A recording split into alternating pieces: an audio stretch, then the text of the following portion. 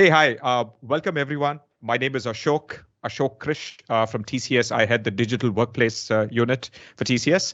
And welcome to this panel discussion on how will work life and well-being change in the metaverse of work. And when I use the term metaverse, it's not just literally only the virtual reality world that we think about, but it's truly the metaverse in the sense of physical work, remote work, in-person work, frontline work, industrial work, and also augmented and virtual reality in the near future.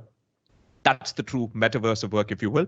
The world of work has transformed in the last few years. It has been transforming over the last decade. Investing in employee experience is clearly vital for most companies' success. And it's also been historically underinvested in. Employee experience now is customer experience, and companies that don't come to this realization will lose talent, become technologically irrelevant, and also struggle with innovation, because innovation happens now at the intersections. Right? I have with me industry analyst and influencer Josh Berson, general manager of Microsoft 365 and employee experience leader Seth Patton, VP global service delivery at Stryker Sheila McBride, and my colleague Ram Subramaniam, who is the global head of the human capital practice at TCS. This is truly an inflection point. What we have seen in the last couple of years is that companies that are able to understand talent as the talent cloud in a borderless kind of world and create inclusive experiences for employees across physical and remote work will succeed, right? The human cloud has the potential to be truly the democratization of talent. Even when borders are closed, ideas flow and collaboration continues to happen, right? And when work is borderless and hybrid, there is the opportunity to create a more inclusive and diverse workplace with fewer disparities. And again, the idea is that companies want to create and have a workforce that has what you call a T-shaped skill profile, not just depth of knowledge in business and technology, but also width of digital dexterity, which means people with interdisciplinary skills. We're living in times when digital skills are portable across industries. 40, 50 years ago, somebody who started out in the automotive industry probably retired in the automotive industry. But someone with some digital skills, digital marketing, skills in machine learning, skills in some of these new age technologies can work in any industry they choose because those technologies are converging across businesses. And again, there's an opportunity that a hybrid workplace will also result in a more sustainable workplace as we commute less and so on. But all of these come with their own challenges. And these are challenges I hope this panel will explore along with me. And I'm particularly interested in not just opinions where we agree with one another, but also where there are contrarian opinions, because this is truly a world where we don't necessarily have all of the answers. This is an evolutionary experiment going on live as companies figure out what is employee experience, what kind of frictionless experiences do we need to create in the workplace, create flexible work styles as well. How do you transform culture so people work out loud? How do you reduce cost of employee coordination and improve productivity? How do you create knowledge experiences that create ambient awareness across silos? Silos are typically worse when you have a mixed workforce that's not just working in person, but also remotely, right? How do you also design work for digital natives? My favorite anecdote is often the fact that millennials today have never seen a carbon copy paper in their lives, and yet the icon on your email client to send a copy of an email to someone is a carbon copy. And again, how do you create a mid-management and a work culture that focuses on outcomes rather than presenteeism? These are challenges, and there are many more. And I'm going to particularly get straight into the chat, and I'm going to ask Josh, as someone who's lived and breathed this sort of world and observed companies and customers around the world, where are we headed with employee experience? Sure. Ashok, thank you. Well, the word has become a buzzword. The origins of the word actually go back to employee engagement, which was a psychological IO psychologist idea that If employees were engaged, they would therefore be productive. So let's figure out what makes them engaged. And then we did all sorts of surveys and statistics and said, oh, if they have a best friend at work, they're going to be engaged. So let's make people friendlier at work. And we've gone way beyond that. Now employee experience really means understanding your employees even better than you understand your customers. Because as Ashok mentioned, employees are 40, 50, 60% of the expense you have in your company. And they are the ones that are delivering the products and the services that you're inventing or developing. And they're doing it in a creative, service-oriented way. And if they're not happy or engaged or productive or feel safe, your company's underperforming. Okay, given all that, we've gone from this little idea of surveys to this massive topic of everything that makes employees productive. Now we need to rethink it. Now it's a design thinking exercise. Now it's a big listening exercise of really hearing all of the issues that are going on inside of companies. By the way, it isn't just once a year. It's like almost every day somebody runs into something that's either too hard to do or it doesn't work right, or there's somebody who's not behaving the way they would like. And we need to collect that information and use it. And then using the tools like Microsoft Viva, which we're going to talk about, to build new experiences and better experiences regardless of the employee's role. One of the big problems a lot of companies have is they haven't segmented or created personas of their employees, and they can't just sort of roll out one thing for everybody. You know, some people are in a store, some people are in a truck, some people are in a manufacturing plant, some people are locked at their computers all day. So part of the discipline is understanding the segments that the employees operate in and what different people need. And then the underlying most important piece of all, which comes from our research, is the issue of culture and trust. It turns out if you look at all the things that employees aspire to get from work, pay, career growth, friendship, a sense of purpose at work, the trust and sense of belonging are the most important at all, significantly more important than the other things. So what'll happen as most companies dive into this, and this is happening, is they keep bumping into these issues of, oh, this is a leadership issue.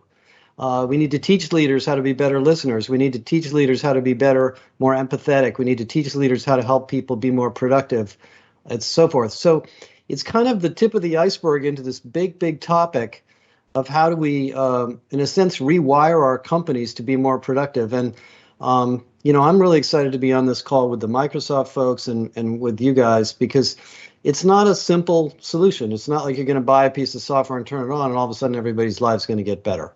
So.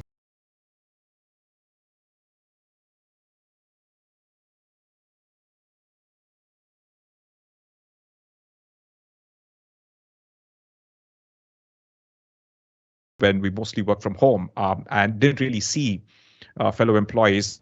And in a sense, we're having these challenges of how do you onboard new employees and get them to understand the culture of the organization and also have a sense of belonging. And I think that's an interesting challenge that companies will continue to face in the future as well. So I want to get to Seth right now. And I think, there's nobody in this panel and nobody who's listening in the audience who hasn't used a Microsoft tool for productivity and collaboration.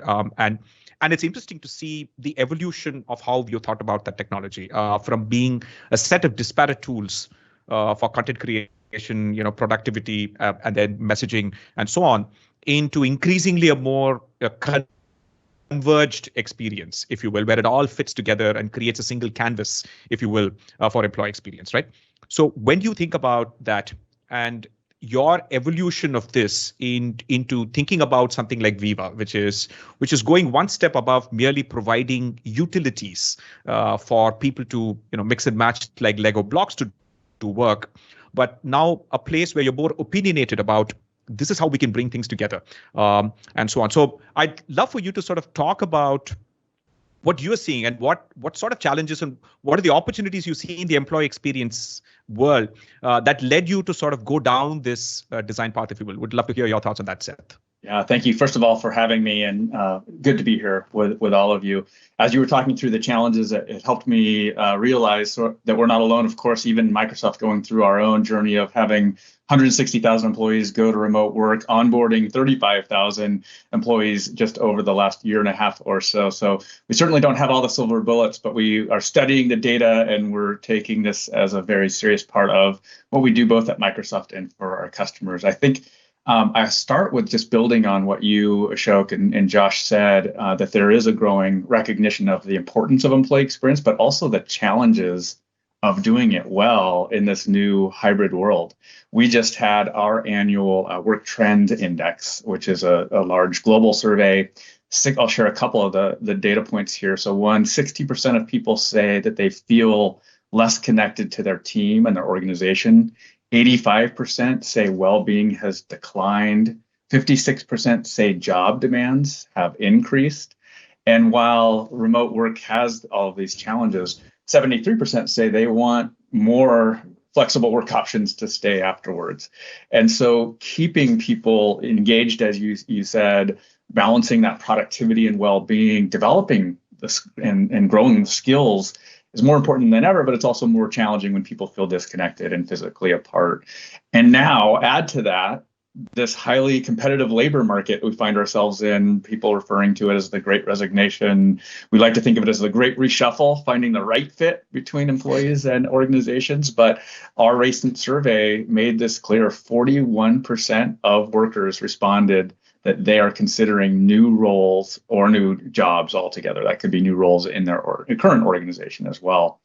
And what's more, you alluded to this, both of you, that there's research that shows when we invest in employee experience and in our people, it's not just to improve employee satisfaction, it also can improve the bottom line. So Gallup just came out with a great research on this. Organizations with highly engaged employees have 20% higher sales, 20% greater profitability, 10% better customer satisfaction. So what was maybe more of, Josh, you described as psych IO org development or HR priority has really become more of a C-suite business imperative.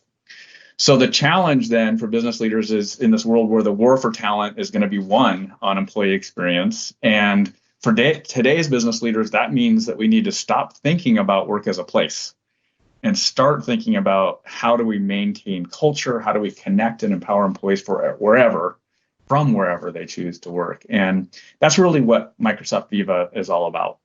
We began designing it before the pandemic, but the pandemic certainly accelerated the areas that we were focusing on and how it really came together as a culturally relevant solution in the market. And it's really designed to be an employee experience platform that is built for this hybrid world.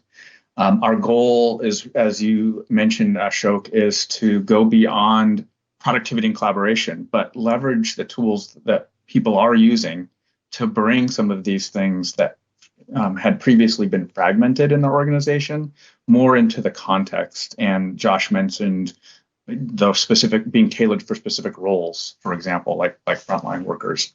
So Viva today has 4 applications focused on culture and communications, knowledge and learning, productivity and well-being.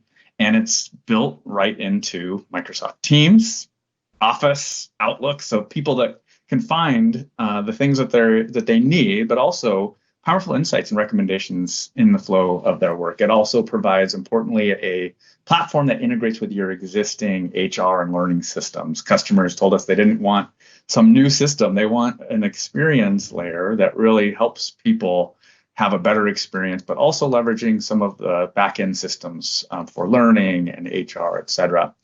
We announced Viva about a year ago. It's been a very exciting journey, to say the least.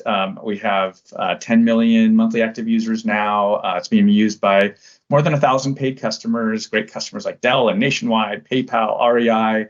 And the challenges that are being addressed range from, better learning and knowledge sharing across your organization, employee burnout and retention, and providing insights on what's working, what's not, and how leaders, you mentioned the importance of leadership, can take actions to drive and then measure better business outcomes. So we're inspired, of course, and humbled by the reaction, but it really feels like it's just the beginning of what is possible as well. Thanks, Ed. And I want to sort of get to Sheila now. And I think as being in a company where that has this sort of spectacular diversity of roles, cutting across the cutting edge, research and development to sales, to marketing, to varying things that you do within that organization. What is your journey in the context of employee experience particularly been in terms of the challenges that you've faced, and how are you really approaching this on the ground? Well, thank you, Ashok, and thanks everyone on the panel today. Stryker is unique, and as you said, they're cutting edge. They like to be in front of everything, and they like to get in front of things, okay? And one of the things that we did is that we reinforced our culture. We went back on a culture journey. We were forced to go to remote work so quickly. People need other people. This is a relationship kind of company. And so how do you bring people back together? How do you reinforce the culture? We talk about, there's, I guess, a certain level of depression, with the fact when everybody went remote because of what you were used to doing all the time. And so we incorporated things into our everyday life, like mood elevators. What are some of those things that you can do to increase your mood, to reach out to others, to build better relationships? And as Josh said, the Q12 with Gallup. Let's take the Gallup. Do you have a best friend at work? Well, that's, that was kind of like in jeopardy when we went remote. Okay. And so one of the things that Stryker did first and foremost was to do the measurement with the Q12. And so then, that's how they felt they were getting ahead of it, because people were feeling a little lost, okay, in the whole experience, okay?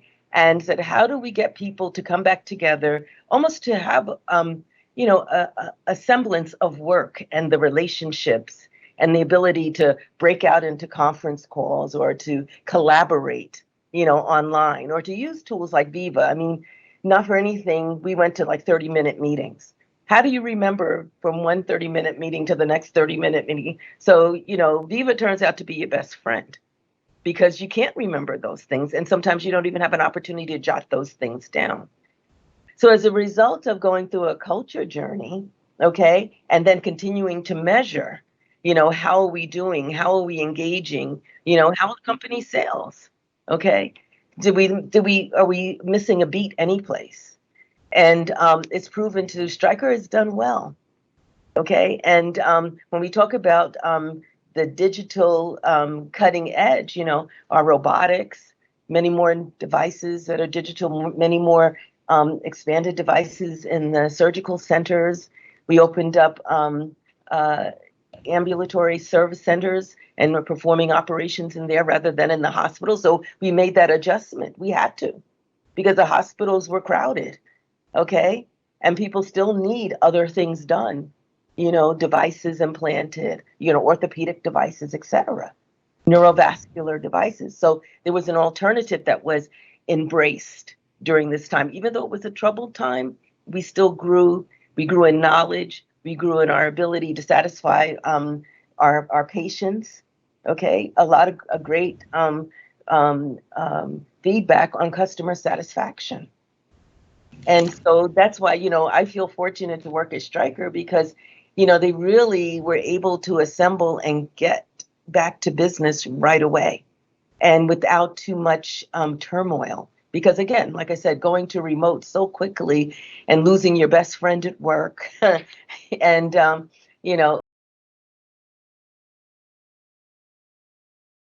patients. We were very instrumental in a lot of patient care when it came to the COVID crisis. So, so there's many, many things. Interestingly enough, I want to touch on this point, is that when people first started staying home, then they had different experiences with their families. They were able to see, if they have small children, to see the first step, or to be called mom or dad or whatever, okay? Have that experience. And at first, maybe in the beginning, maybe it was a little annoying because you're so used to being focused and, all day long and just dealing with your work. But then people got used to it and they wanted to be a part of it. And that's why remote work now is so important and is number one on most people's list for why they'll select a job or why there is the great resignation going on, because now they have the capability of either working completely 100% remote, because we proved that we can do it, or either have a hybrid situation. So, you know, there are many things to take away by this positive, of course. I know the negative stuff, but the positive things, that how we grew as a company and how we explored different options for work. Thank you. Thank you. I think that was truly fascinating. And one thing that you particularly mentioned with regard to meetings, I really I can appreciate that. We ran sort of Viva Insights at TCS for our for a lot of employees, and we have 500,000 employees, and and it's quite interesting. We found a clear correlation between units and departments that have, on an average, shorter and the total number of meeting hours being smaller in a week, and employee satisfaction. So I think meetings are stressful, and I think we need to reimagine what meetings are in the future as we get smarter about this.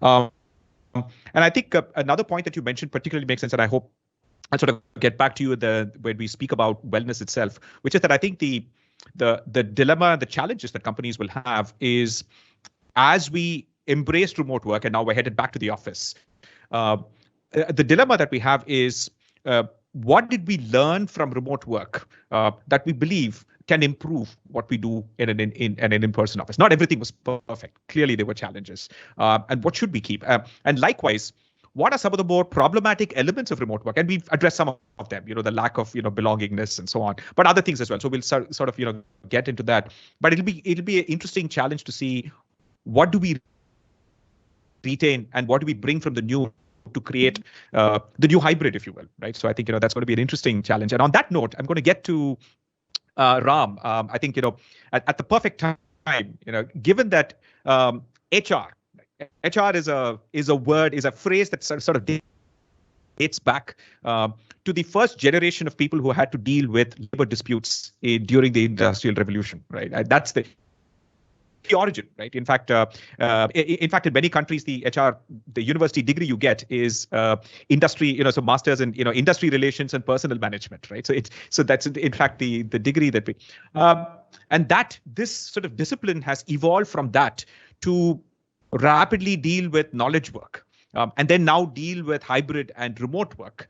And in a sense, I think it is far more central now, the question that HR and employee experience are closely intertwined, right? And at the same time, you can argue that, well, every manager is performing an HR function in that sense, right? So I really want to sort of dig into your thoughts on what role does the HR of the future play in employee experience? Thank you, Ashok. Great panel conversation. That kind of got us to this question. I think some of the points that Seth made earlier. This is a business imperative. It's a CXO problem, and it has employee experience has become definitely elevated to CXO problem, and that got accelerated in the last 2 years, while employee experience go beyond the boundaries of HR, but I also believe it's a great opportunity for HR to step in there because of their role to ultimately improve for any organization. Because HR has a lot of influence over how people experience their everyday work in their workplaces. In creating the actual culture, and also cultivating the people and the people leaders in the environment, it's a critical aspect of HR, and that lays the foundation for a great employee experience at a workplace. And there are other critical factors that I could think of, where HR influences the HR, how the employee experience comes into play in an organization, like defining the engagement strategies, ensuring people are matched with meaningful work, an opportunity to learn and grow at workplace wherever they are, and trying to create flexible policies that create the right type of work-life integration, and also how the set of benefits and other organization opportunities that are available to ensure that health and well-being are in the center of their organization policies. And I kind of wanted to also ask this question a little differently from the shift our perspective, and from an HR question to how we can make work more meaningful for individuals at the workplace that creates much more energy and purpose. This way, this has become not while HR creating the platform, it also elevates to the business where the people are part of on a daily basis have their role defined as well. And one of the powerful results that we probably have witnessed in this pandemic is how we see each other as individuals. Impact to an individual is an impact to the organization, which could not have spelled out in the much more than what we have realized in the last 2 years. And we brought this little bit of a vulnerability that made a lot more visible to the organizations how the pandemic affected individual lives. And few other questions that I personally have that coming out of HR still trying to figure out is how to really piece together a human experience which is much different than employee experience because of the way that how our work life is coming together, and how we can shift this hybrid experience into a desired place by changing some other business policies, and coupled with the HR influences that we have is what I see as quite a bit of changes that are happening. A lot of changes in HR, and also changes that is happening in the way that how we conduct business is actually both influencing almost every customer that we are working with today, tweaking their policies, tweaking their work condition, tweaking their business base in which how they operate, the business models they have, is ultimately all coming together to change the employee experiences. And I think you're spot on about the fact that employee experience doesn't start when somebody logs into a laptop or a desktop and then starts using the IT tools, right, and so on. It's often that sometimes a limiting definition. I think employee experience has always started from how you spot, identify talent, what's that onboarding experience like, and right down to the small details in terms of your carpooling experience, your parking experience, your building facility access.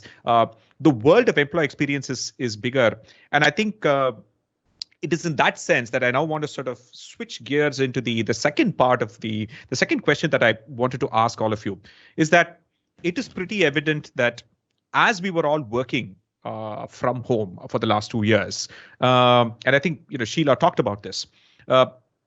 It's not just us who got to spend time with our kids. Our co-workers saw us spending time with our kids because kids walked into meetings. Cats and dogs and occasionally, Burmese pythons walked into meetings. And we essentially saw the individual as a whole, right? From a world where we just saw each other as employees, and that transactional nature of you're getting paid, you do a job, that sort of relationship, to a world where we truly saw into people's lives, and we all had a window into those lives, right? As much as we were separated and lacking that human connection, we clearly saw this. And that brings me to this really critical, and often I don't think there are clear answers to this. Well-being now is a central theme in many organizations. As long as we were 9 to 5, you're in your office, there's a work-life balance. But now the world is really about a work-life continuum. And employees are essentially doing what I call continuous partial attention. They're context switching between work. They're context switching between their personal lives. Is that good? Perhaps for some people, yes, but clearly not necessarily for everyone, right? If there's anything about the new world of work, there's no one size fits all that works for everyone and so on. So clearly, we have also seen, not just within our own organization, but within our customers, increases in stress. Particularly, we're seeing increases in stress of employees who are traditionally high performers, because they're now having to bear the brunt of the cost of collaboration, of having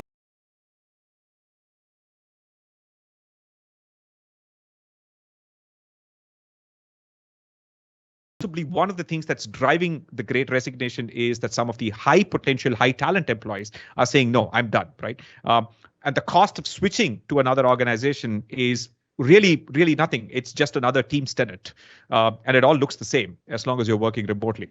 And so in this world, and I also recognize that there is a larger socio-political world where people also do not want to be surveilled, and really, people don't want to know how are you working, how much time are you spending. People get sort of nervous about that.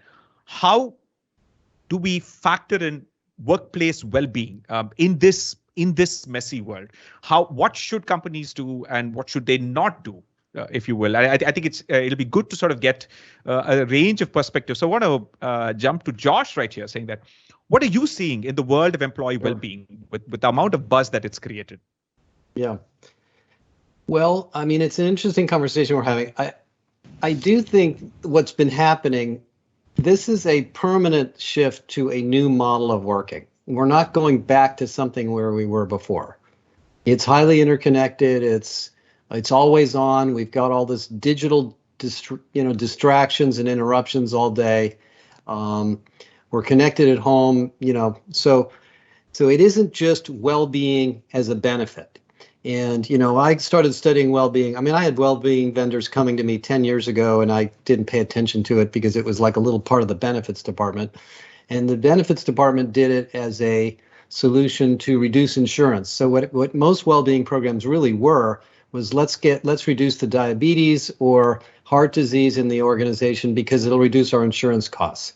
Well, it's way beyond that now. This is a management discipline of learning how to run a company, lead teams, lead projects, understand stress, identify when people are burned out, put things into place to reduce lack of flexibility, like Teams, and Microsoft Viva have all these things in Microsoft Viva Insights to help you. And we call it the healthy organization. So we did a study of this, Ashok, and we surveyed and talked to a lot of companies about their benefits. And there's just hundreds of things. You can buy Gym Pass, you can buy Calm, you can buy Virgin Pulse, you can give people yoga, there's all this stuff. It doesn't matter that much. What really matters actually is the organizational issues. Do I feel supported in the company? Do I have a job that is a good job for me? Is my manager supporting me? Do people appreciate the work I'm doing? Do I have the flexibility to work when and where and how I would like to work? Am I paid fairly? Yes, I'd like to be paid a lot, but actually it's more important that I'm paid fairly, it turns out, and that I don't feel like the guy next to me is making 3 times more than I am, and I don't understand why, or because I'm African American or woman, whatever. So I think we're getting back to sort of what I talked about before. Well-being is part of the organizational strategy of running the company well, and it is landing on the shoulders of managers. The health and benefits department and the comp guys can buy all the stuff they want, but if the managers don't understand these issues and think about them, we're still going to have high stress. We're still going to have high turnover. I was on the phone yesterday with we had a healthcare CHRO council yesterday. You talk about an industry with tough, 50, 60% turnover, 70% turnover in nursing. And one of the comments that she made, one of the CHROs, was, we actually found that when we gave people tuition reimbursement for their education programs, and she said it was only a couple $100, our retention went up. And I said, it wasn't the money, it was the fact that they felt like you cared. They felt like you were paying attention to them, so they felt more connected. And, the final thing I would say that affects well-being is, we've got a war in Europe.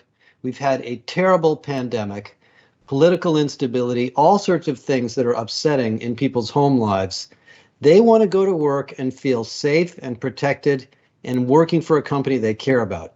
And those things affect your well-being too. So like I talked about before, these issues of trust and involvement and belonging actually create a lot of well-being and they allow all the benefits to really take place and to be used more effectively. So that's a little bit about what we came up with, Ashok. I think that's it's truly interesting. Well, like you mentioned, one of the things we discovered, even at TCS and a few other customers, is that where the one conversations between managers and direct reports on a daily basis, they definitely, I think, the well-being, health scores, and the attrition rate was generally seen as being lower in those places. In fact, and what's interesting is that yes. I was just going to say something. We actually have done a lot of interviews with a lot of companies, and if you put together if you have a tool like Microsoft Viva Insights or others, and you look at teams, you'll find that even in the same work function, some teams are very happy and healthy, and some are not. And a lot of that does have to do with management stuff. So that kind of points to the same finding.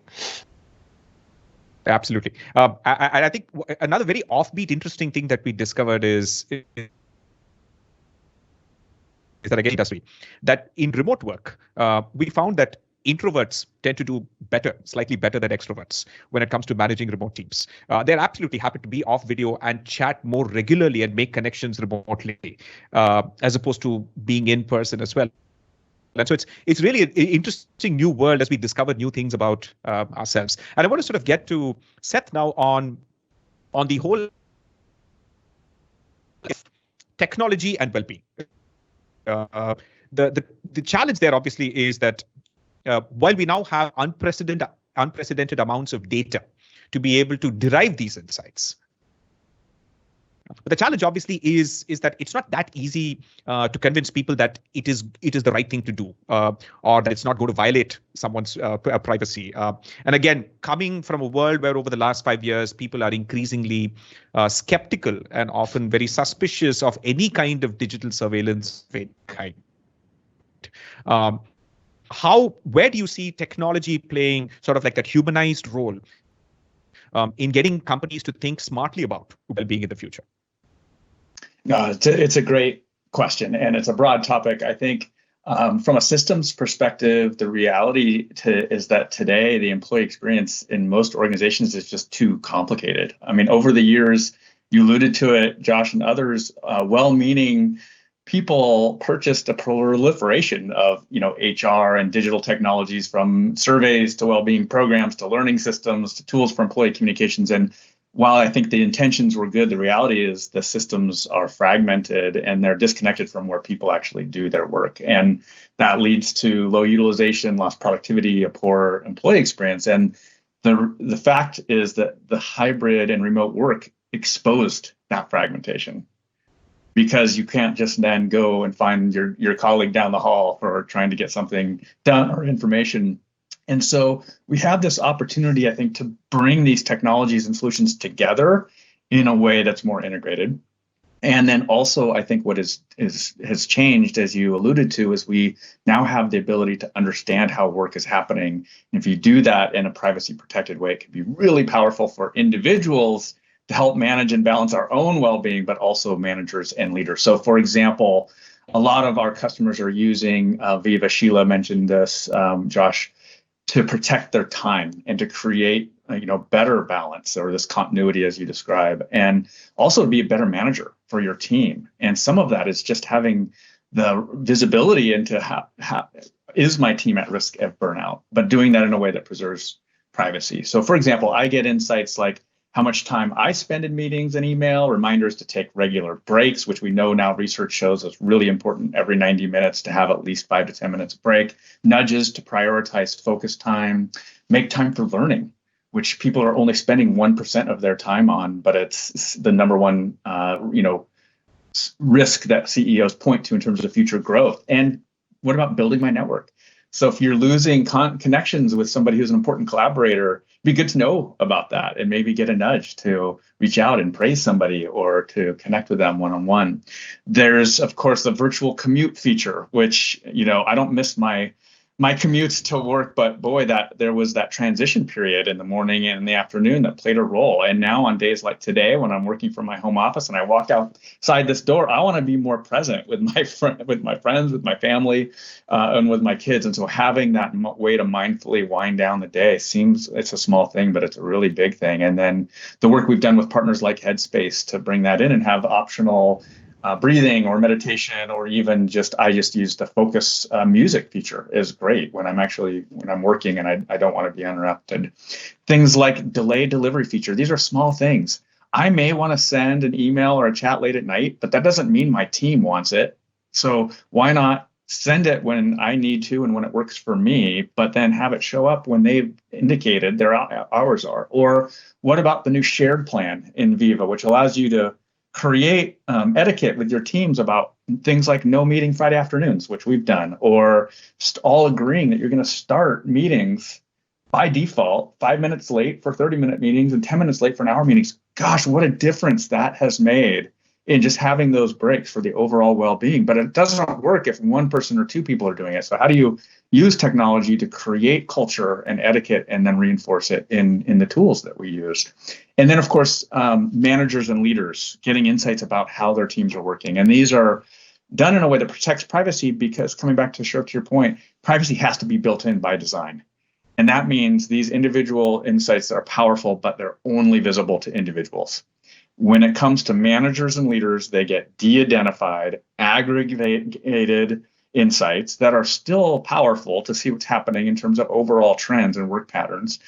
And then recommendations that are also important. So things like encouraging your team to turn off notifications after hours, reducing meeting sizes length, as you mentioned earlier, encouraging time for learning, more frequent manager one-on-one meetings. And it's so enlightening for me as a leader to just see over time trends on.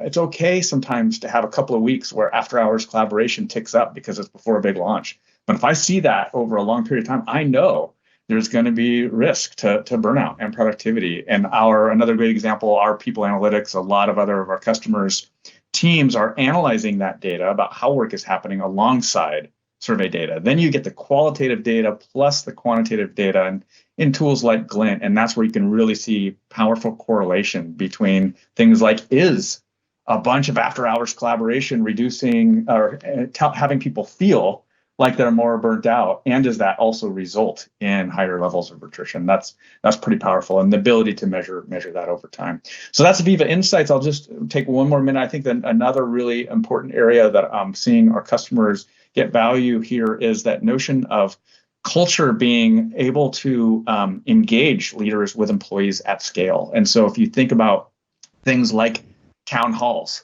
that's an episodic, really important moment. But it's just that. It's just one moment. At Microsoft, for example, we use, of course, Teams live meetings to have these great town halls. But it's what happens before that that's important, which is engaging in online communities to understand the sentiment of what's going on or what's top of mind for your employees and what they want to hear about, addressing that in the town hall. And then afterwards, having an ongoing conversation around those issues that I see as really, really important.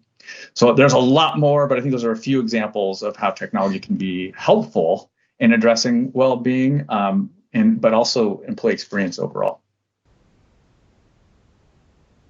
Absolutely. I think, it's interesting in our consumer lives, the idea of the digital quantified self, these bars that tell me how many steps I've climbed or how many hours I've done intermittent fasting. Clearly, they're helping people, and the behavior science data, the community seems to be, quite certain that, these kinds of digital nudging can have a positive impact if they're designed in the right way. So I want to get to you, Sheila, and I think you touched upon some of the many things that you guys did from a culture and well-being standpoint. So I'd like to perhaps either expand on that a little bit more, but I'm also would like to hear a little bit about where are you thinking about employee experience from the future standpoint? What kind of investments are you making? Where are you seeing that, right? So I leave it to you to sort of explore both. Well, one thing I just want to touch upon something that Seth said, but I call it something different. I see that employees have more courage, okay? Because they're there, you have the tools to make decisions. Don't be afraid to, because now you're informed. Okay, so that's a big deal. The leaders, though, of these same people are now empowered to run their organizations, to set strategy, because again, they're informed, they make informed decisions. So the work relationships have really improved tremendously, because that breeds trust as well. If you're able to be a risk taker, if you're able to demonstrate courage, that makes you feel more comfortable in the role that you're in. And it does promote trust. It promotes advocacy, throughout the organization, and it spreads. One of the things when you talk about the culture journey, I talked a little bit about mood elevators, but another one, and I think either Josh or Seth mentioned this, is that practicing yoga. And whether it's between meeting sessions, or maybe you have time now when you get up in the morning, because you're not really compelled to get dressed anymore. So, you can be very relaxed in your pajamas. And, but it's just more relaxing, stress-free. I read an article the other day. Someone says, I get into my nighttime pajamas by 9 o'clock. And in my daytime pajamas by 8 a.m., things like that. But people feel more comfortable. And I was, when we conduct meetings, I have projects now completely remote. You'll never meet the individuals face to face on the project, which is something probably you never thought you could do before, because sometimes you think facing off may get better results, but that's not true now. We know that, okay? So what would happen in one of the meetings that I was later in the evening was in Latin America, so it was a little bit later in the day. And so there was a dog that barked constantly throughout the meeting, and and so I said, whose dog is that? But not in a derogatory way. But anyway, it became sort of like he became our mascot for great outcomes. Okay, and if we didn't hear the dog barking, we knew maybe we're not making the right decision. Okay, but it became sort of like a way to bring people together, make them more relaxed, make them approach the project a little bit differently. And I'm telling you, we got a great outcome. And then a lot of times, because now that we're remote, we don't spend a lot of time traveling. Okay, so we don't lose all that time, like 2 days maybe on either end. We're a global company, so 2 days of productivity on either end. Okay, so now what happens is that because you can meet more frequently, different times of the day, depending on time zones, okay, you get more done. You really do. The day has changed, and the schedule of the day has changed. So I see it as really a tremendous benefit, and anything that makes our employees feel more a part of the company, where they're making better decisions or making decisions, period, is a blessing. It's a great thing. Absolutely. I think that the story about the dog was just heartwarming. I think we all have those kind of moments. Yeah. Yeah. But it's part of life. We have all those. We've had those moments the last 2 weeks. Yeah. Absolutely. So as we get towards the end, and Ram, I'll start with you, and then I'll perhaps then go around quickly, ask everyone to briefly in 30 seconds talk about their view of the future. But I maybe want you to sort of dig deep into. I think we've spoken about well-being. We've spoken about productivity, collaboration, coordination, culture, trust, belonging, the use of data, and so on, the quantified self, as we speak, in the employee engagement, and so on, and more real-time listening, and so on. Where's the future headed, right? And yeah, feel free to explore all the technologies that you think are really going to define where this is headed, and then we'll take it from there. Thank you, Ashok. I think just want to look, taking a look while looking at the future. I also want to look at the review mirror of what happened in the last 2 years, while we fast forwarded quite a bit of future in the past. In the talent acquisition area, where TCS helped quite a number of the customers to kind of get into in the beginning of that entire journey for an employee, by creating as much as exposure they can have in experiencing the culture and what will be the work environment, to create a lot of the virtual experiences that will take them close to the potential future workplace look like for each one of them. And in which many ways we observed that a lot of our customers see the dropout go down low. And in the beginning, it was quite a bit because of the entire pandemic kicking in. But by advancing that with a lot of the newer ways that we created that experiences, virtual experiences, we improved quite a bit of conversion of those candidates and employees.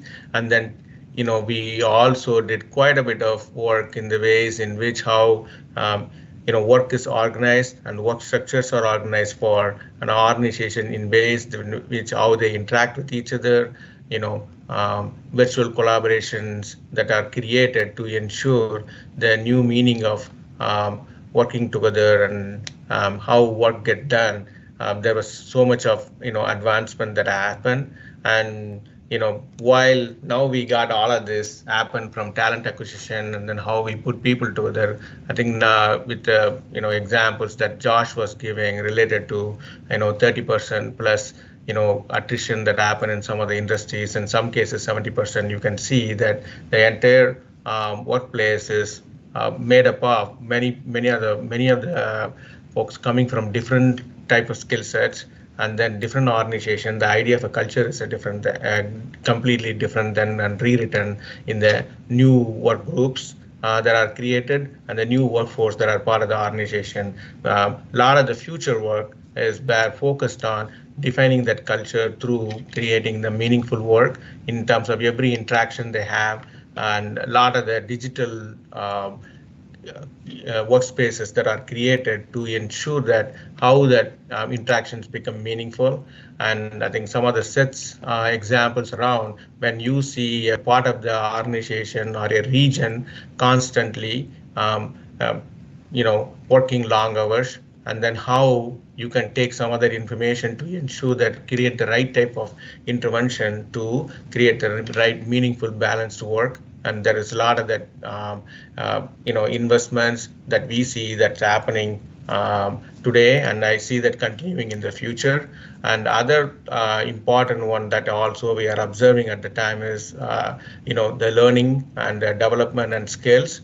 There is a huge amount of investment that has been done and is going to continue in the ways that how we know people and then and their work more than what they actually have part of their current work or the job titles and profiles, rather their potential. There is going to be a lot of effort and investment going to be done in technologies coming in, trying to figure out how organization will can evolve into their potential by seeing individual potential as part of the organization. So there is a huge amount of artificial intelligence and technology investment that I see that coming in the future to ensure that how you helping individual elevate to their potential can ultimately elevate the organization. So those are the few things I can think of, Ashok. Thank you. Thanks, Rob. I think and on that note, I think we have a couple of questions, and I'm going to take, I guess, a logical extension to some of the things that you spoke about. A question from Mohammad Khan from LinkedIn Live, and I think maybe I'll have maybe Josh and Seth weigh in on this first. Immersive technologies, right? In general, extended reality, virtual, mixed reality, and so on. What's their role going to be in the workplace? What are the sweet use cases, right? And let me paraphrase that with, as someone who plays video games, and I know every millennial has lived and breathed metaverses for the last decade, be it Halo or Call of Duty or World of Warcraft, where people have collaborated against goals. They've amassed virtual goods, created virtual identities, and so on. So the technology is not new. So where is the enterprise sweet spot for these immersive technologies? Yeah. Do you think? Okay, let me make a comment. So I'm 66. I went to work when there was no voicemail. There were little red slips, pink slips. Now we have mobile phones, video devices. We're online all the time. AI, we can talk to our computers, we can talk to our phones, and they know what we're saying.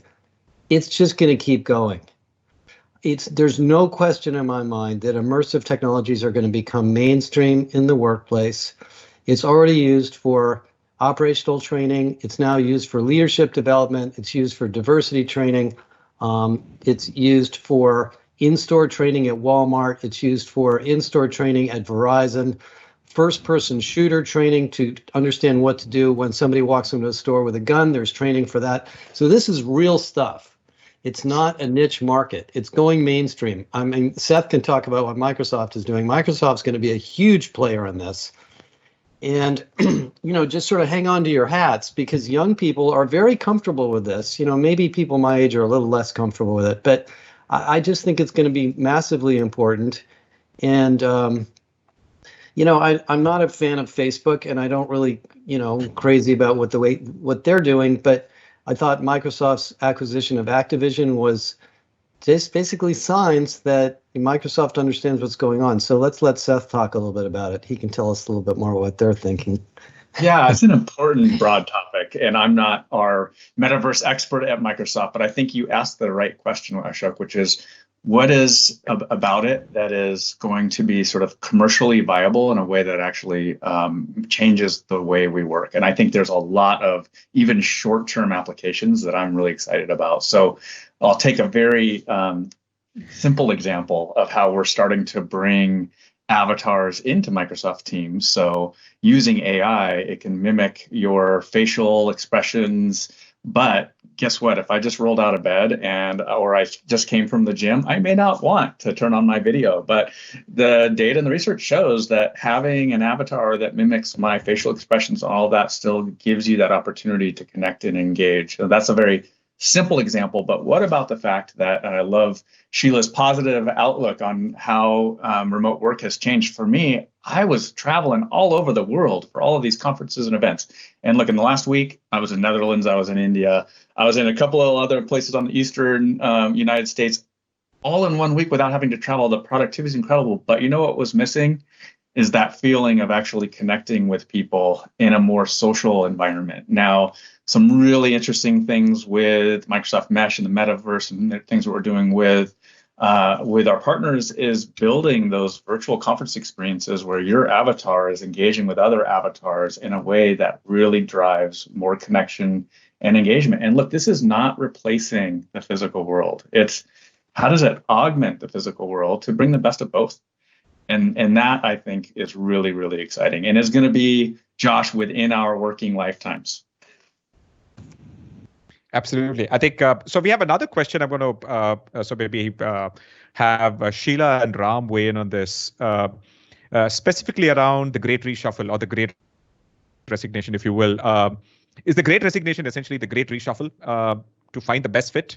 We spoke about how people will just keep switching around to find the right job for themselves, but is it perhaps also an opportunity for companies to think of this as an opportunity to truly now really get the right kind of talent? And your sort of thoughts on the Great Reshuffle versus Great Resignation, if you will. Well, let me start out first. The statistics around, like companies like Amazon, I think they hired 500,000 people in the last 2 years, and they have the capability of onboarding like 3,000 people a day.